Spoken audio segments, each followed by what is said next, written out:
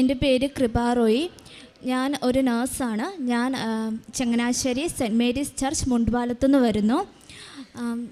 ഞാനിവിടെ ഉടമ്പടി എടുക്കുന്നത് മെയ് 13, 2022 ഞാൻ ഉടമ്പടി എടുക്കുന്നതിന് മുമ്പായിട്ട് ഒരു തവണ OET എക്സാം എഴുതിയായിരുന്നു. അപ്പം എൻ്റെ വലിയൊരാഗ്രഹമായിരുന്നു ഏതെങ്കിലും ഒരു യൂറോപ്യൻ കൺട്രിയിൽ വർക്ക് ചെയ്യാന്നുള്ളത്. ഞാൻ OET ഫസ്റ്റ് ടൈം എഴുതുമ്പം പാലായിൽ നല്ല ഫേമസ് ആയിട്ടുള്ള ഒരു ഇൻസ്റ്റിറ്റ്യൂഷനിൽ പോയി പഠിച്ച് 3.5 മാസം പഠിച്ച് അവിടെ ഹോസ്റ്റലിൽ നിന്നാണ് പഠിച്ച് എക്സാം എഴുതിയത്.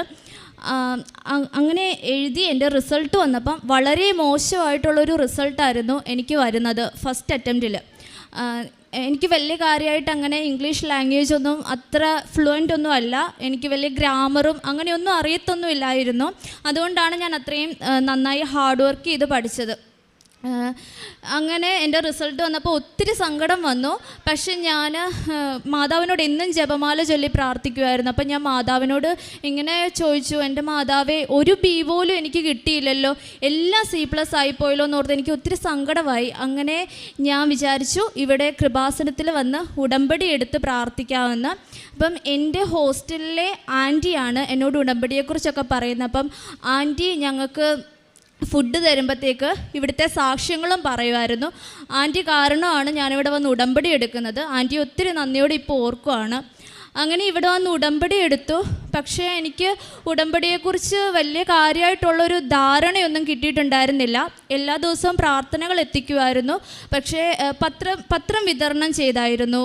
അതും ഒത്തിരി പേടിച്ചൊക്കെയാണ് ആദ്യമൊക്കെ ഞാൻ പത്രം കൊടുത്തുകൊണ്ടിരുന്നത്. കാരുണ്യപ്രവർത്തികളൊന്നും തന്നെയും ചെയ്തിരുന്നില്ല. പിന്നെ അങ്ങനെ ഉടമ്പടിയിലെ നിബന്ധനകളൊന്നും ആദ്യം അത്ര നന്നായി പാലിച്ചിരുന്നില്ല. അങ്ങനെ ഞാൻ ജൂലൈ 9 എൻ്റെ 2ാമത്തെ എക്സാം എഴുതി. പക്ഷേ ആ എക്സാമിന് ഞാൻ ഉടമ്പടി കാശ് രൂപവും ഉടമ്പടി തൈലവും ഒക്കെ വിശ്വാസപ്രമാണം ചൊല്ലി പ്രാർത്ഥിച്ചായിരുന്നു എൻ്റെ സെക്കൻഡ് അറ്റംപ്റ്റ് OET എക്സാം എഴുതിയത്. ആ എക്സാമിൻ്റെ റിസൾട്ട് വന്നപ്പം എനിക്ക് റീഡിങ്ങിനും ലിസണിങ്ങിനും Bയും ബാക്കി 2 മോഡ്യൂളിനും C+ ആയിരുന്നു. അതിൽ സ്പീക്കിങ്ങിന് ഒരു 30 മാർക്ക് കൂടി ഉണ്ടായിരുന്ന എനിക്ക് UK സ്കോർ ആകുമായിരുന്നു.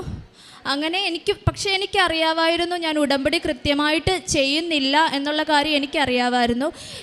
ഞാൻ എൻ്റെ റിസൾട്ട് വന്നതിന് ശേഷം ഒരു പേപ്പർ എടുത്തിട്ട് എൻ്റെ എല്ലാ കുറവുകളും ഞാൻ എഴുതി. ഏതൊക്കെ മേഖലയിലാണ് എനിക്ക് മാറ്റം വരേണ്ടത്, എന്തൊക്കെ കാര്യങ്ങളാണ് എൻ്റെ ലൈഫിൽ ഞാൻ തിരുത്തേണ്ടത്, അങ്ങനെ ഒരു പേപ്പറിൽ ഞാൻ നന്നായി എഴുതി. എന്നിട്ട് ഞാൻ മാതാവിനൊരു വാക്ക് കൊടുത്തു, എൻ്റെ പരിശുദ്ധ അമ്മേ, ഞാൻ എൻ്റെ ഉടമ്പടി പുതുക്കിയതിന് ശേഷം ഞാൻ ഈ നിബന്ധനകളെല്ലാം കൃത്യമായി പാലിക്കും. അപ്പം അന്ന് എനിക്കൊരു ബോധ്യം കിട്ടി. ഉടമ്പടി പച്ചപത്രത്തിൽ ഞാനിങ്ങനെ ആ പച്ച പേപ്പറിൽ വായിക്കുവാണ്, ആത്മവിശുദ്ധീകരണത്തിനും പ്രാർത്ഥനാഫലത്തിനും. അപ്പം ആദ്യം എൻ്റെ ആത്മവിശുദ്ധീകരണം നടക്കണം, അതിനുശേഷമാണ് എൻ്റെ പ്രാർത്ഥനാഫലം നടക്കുകയുള്ളൂ എന്നൊരു ബോധ്യം എനിക്ക് ലഭിച്ചു. അങ്ങനെ ഞാൻ എല്ലാ ദിവസവും പേഴ്സണൽ പ്രെയർ മസ്റ്റായിട്ട് ചെയ്യാൻ തുടങ്ങി.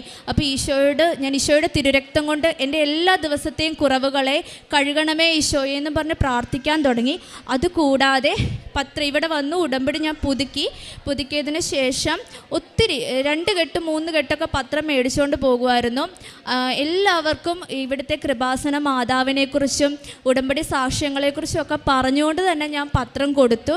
അപ്പം ഒത്തിരി പേരും എന്നെ കളിയാക്കുകയും പിന്നെ നമ്മളെ പരിഹസിക്കുകയൊക്കെ ചെയ്തിട്ടുണ്ട്. പക്ഷേ അപ്പോഴൊക്കെ എൻ്റെ ഹൃദയത്തിൽ വലിയൊരു ആനന്ദം നിറഞ്ഞു.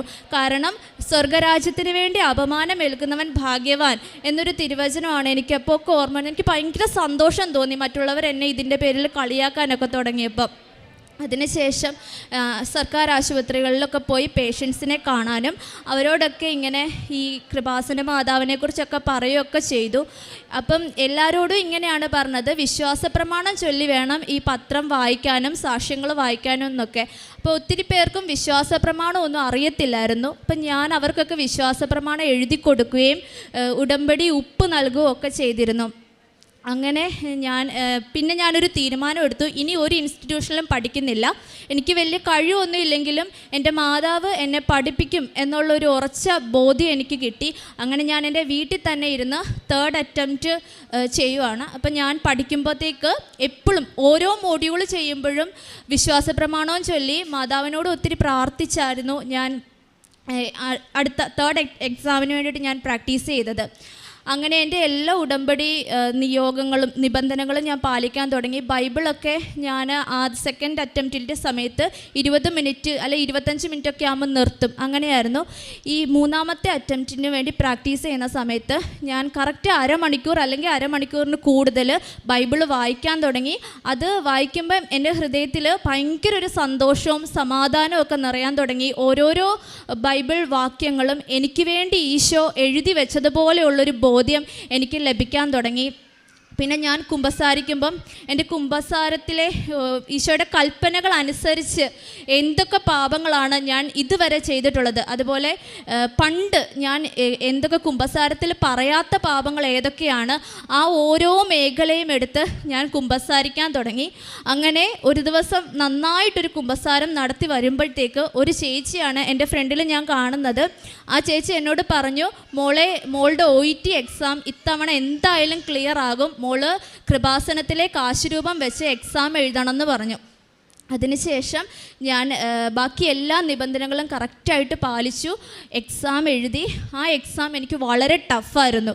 വളരെ ടഫെന്ന് പറഞ്ഞാൽ ഈ ഒക്ടോബർ 22 എക്സാം ആയിരുന്നു. അതിൽ ലിസണിങ് ഞാൻ ഒരുപാട് കേട്ടില്ല. കുറേ കാര്യങ്ങളൊന്നും, പൊതുവേ എനിക്കൊരു ടെൻഷനൊക്കെ ഉള്ള കൂട്ടത്തിലാണ്. അപ്പം ഞാൻ കുറേയൊന്നും കേട്ടില്ല.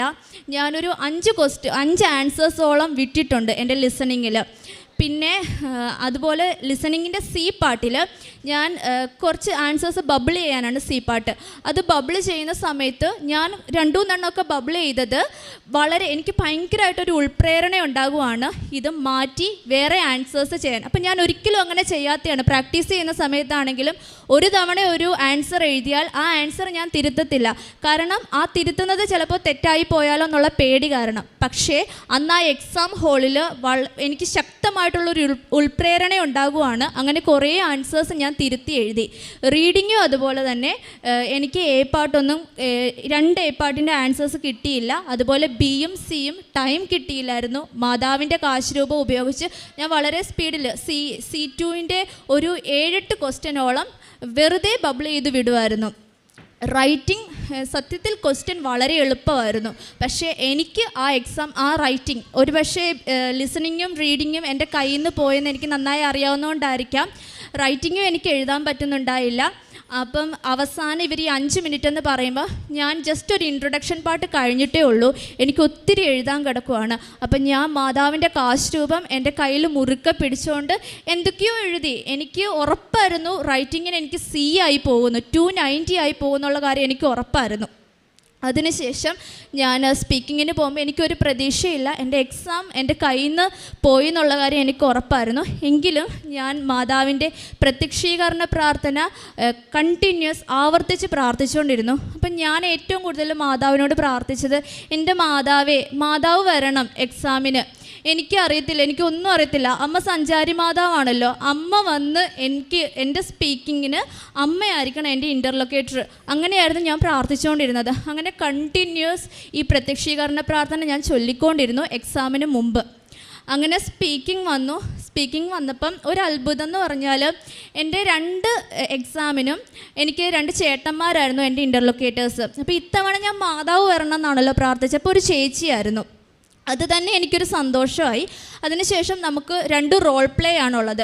അതിൽ അവരുടെ പേര് നമ്മൾ ചോദിക്കണം. അപ്പം ഞാൻ ചോദിച്ചു, how may address you during our conversation എന്ന് ചോദിച്ചപ്പോൾ ആ ചേച്ചി എന്നോട് പറയാണ് മേരി എന്ന്. അപ്പം ആ മേരി എന്നുള്ളൊരു വാക്ക് കേട്ടപ്പം എനിക്ക് ഭയങ്കര സന്തോഷം തോന്നി. എനിക്ക് ഉറപ്പായി എൻ്റെ മാതാവ് ഇത് ശരിക്കും സത്യമാണ്, സഞ്ചാരി മാതാവ് തന്നെയാണെന്നുള്ള കാര്യം ബോധ്യമായി. അങ്ങനെ ഞാൻ എൻ്റെ ആ കോൺവെർസേഷൻ തുടങ്ങിയതും അവസാനിപ്പിച്ചതും എല്ലാം മേരി മേരി എന്ന് വിളിച്ചായിരുന്നു. അതിനുശേഷം ഞാൻ വീട്ടിൽ ചെന്നപ്പോഴൊക്കെ എക്സാം പൊതുവേ ടഫായിരുന്നു. അതുകൊണ്ട് എനിക്ക് ഉറപ്പായിരുന്നു എനിക്ക് കിട്ടത്തില്ല, പിന്നെ മാതാവ് തന്നെങ്കിൽ മാത്രമേ കിട്ടുകയുള്ളൂ എന്നൊരു ബോധ്യം എനിക്കുണ്ടായിരുന്നു. അങ്ങനെ വീട്ടിൽ ചെന്ന് വീണ്ടും ഞാൻ എല്ലാ ഉടമ്പടിയിലെ നിബന്ധനകളും കറക്റ്റായിട്ട് പാലിച്ചു പോകുന്നു.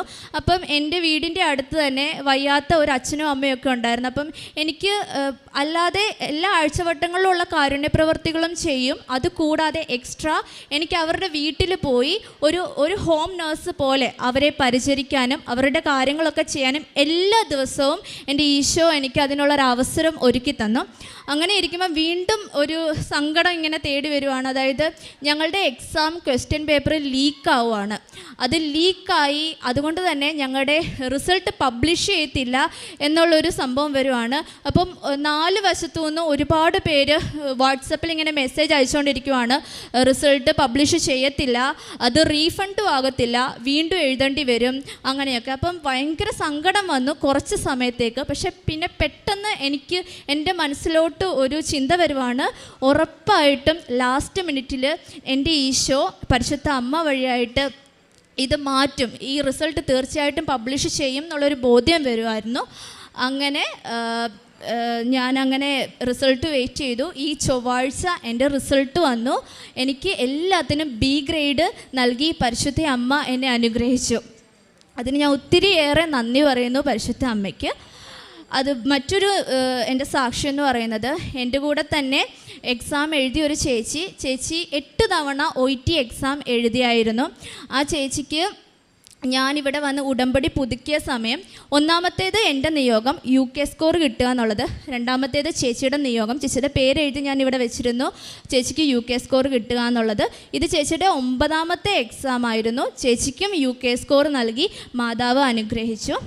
മറ്റൊരു സാക്ഷ്യം എന്ന് പറഞ്ഞാൽ, എനിക്ക് എൻ്റെ 2ാമത്തെ എക്സാം പ്രിപ്പറേഷൻ്റെ സമയത്ത് ഭയങ്കരമായിട്ടൊരു സ്ട്രെസ്സും മെൻ്റൽ ഇഷ്യൂസും ഉണ്ടായിരുന്നു. അതായത് ടെൻഷൻ കാരണമാണ് എനിക്കറിയത്തില്ല, ഞാൻ ഹോസ്റ്റലിലിരുന്ന് പ്രാക്ടീസ് ചെയ്യുമ്പോഴൊക്കെ എൻ്റെ മനസ്സിലോട്ട് ഇങ്ങനെയാണ് ഒരു ചിന്ത വരുവാണ്, ഞാൻ എന്തായാലും തോറ്റുപോകും, തീർച്ചയായിട്ടും ഞാൻ തോറ്റുപോകും എന്നുള്ളൊരു ചിന്ത വന്നിട്ട് എൻ്റെ കണ്ണിൽ നിന്ന് എപ്പോഴും ഫുൾ ടൈം ഞാൻ കരഞ്ഞുകൊണ്ടിരിക്കുകയാണ്. അതൊരു വലിയൊരു ഇഷ്യൂ ആയിരുന്നു എന്നെ സംബന്ധിച്ചിടത്തോളം. ക്ലാസ്സിലൊക്കെ ഇരിക്കുമ്പോഴാണല്ലോ എനിക്ക് മോഡ്യൂൾസ് ചെയ്യാൻ പറ്റത്തില്ല. ആ സമയത്ത് ലിസണിങ് ആണെങ്കിലും റീഡിങ് ആണെങ്കിലും ഓരോ മോഡ്യൂൾ ചെയ്യുമ്പോഴും ഞാൻ കരഞ്ഞുകൊണ്ടിരിക്കുമായിരുന്നു. അങ്ങനെ വല്ലാത്തൊരു മാനസിക ബുദ്ധിമുട്ടിലൂടെ കടന്നു പോയപ്പം ഞാൻ മാതാവിൻ്റെ ഉടമ്പടി തൈലം എടുത്ത് എൻ്റെ നെറ്റിയിൽ കുരിശ് വരച്ച് വിശ്വാസ പ്രമാണം ചൊല്ലി പ്രാർത്ഥിച്ചു. മാതാവേ, ഇത് മാറ്റിത്തരുവാണെങ്കിൽ ഞാനിവിടെ വന്ന് സാക്ഷ്യം പറഞ്ഞോളാം എൻ്റെ മാതാവേ എന്ന് ഞാൻ നേർന്നു. ആ നിമിഷം തന്നെ എനിക്ക് എന്തോ വലിയൊരു മാറ്റം സംഭവിച്ചു. എനിക്ക് തന്നെ ഫീൽ ചെയ്തു എന്തോ ഒരു സംഭവം എൻ്റെ ശരീരത്തിൽ നിന്നും വിട്ടുപോകുന്നതായിട്ട്, അങ്ങനെ ഒരു ഫീൽ എനിക്കുണ്ടായി.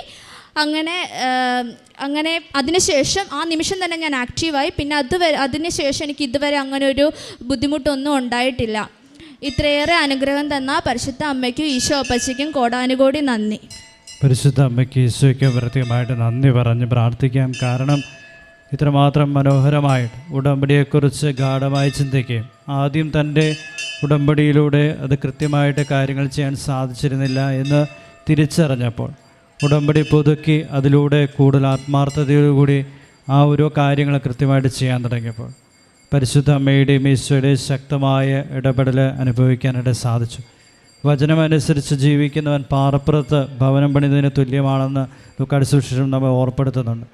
പാറപ്പുറത്ത് ഭവനം പണിയുന്നവൻ അവൻ്റെ ജീവിതത്തിൽ എന്ത് തകർച്ചകൾ വന്നാലും എന്ത് പ്രതിസന്ധികൾ വന്നാലും ഏതൊക്കെ പ്രശ്നങ്ങളുണ്ടായാലും ആ പാറപ്പുറത്ത് ഭവനം പണിതിട്ടുണ്ടെങ്കിൽ അത് ഉറപ്പായിട്ട് നിലനിൽക്കുക തന്നെ ചെയ്യും. പക്ഷെ മണ്ണിൽ പണിയുന്നവൻ അല്ലെങ്കിൽ പൂഴിയിൽ പണിയുന്നവൻ, ചിലപ്പോൾ ഉറപ്പില്ലാത്ത സ്ഥലങ്ങളിൽ പണിയുന്നവന് അത് ഭവനത്തിൻ്റെ മേൽ കാറ്റടിക്കും, തീർച്ചയായിട്ടും ആ ഭവനം അത് തകർന്നു പോകും. പാറയാകുന്ന വചനത്തിന് മേൽ ഈ മകള് തൻ്റെ ജീവിതം തന്നെ പണിതുയർത്താനായിട്ട് ശ്രമിച്ചു. ഈശോയുടെ വാക്കുകൾ പാലിച്ചു. അതിലൂടെ ഉടമ്പടി കൃത്യമായിട്ട് പാലിച്ചതിൻ്റെ ഫലമായിട്ട് ഈശോയമ്മയും ഈ മകളുടെ കൂടെ ഉണ്ടായിരുന്നു.